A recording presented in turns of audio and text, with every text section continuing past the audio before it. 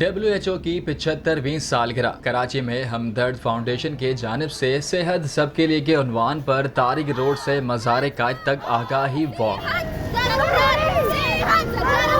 हमदर्द foundation की सदर सादिया राशिद ने कहा कि टेक्नोलॉजी के दौर में हमारी नस्ल वॉक फ्री हो चुकी है। हकीम साहब ये कहा करते थे नौनिहालों को बड़ा बना दें पाकिस्तान खुद बड़ा हो जाएगा।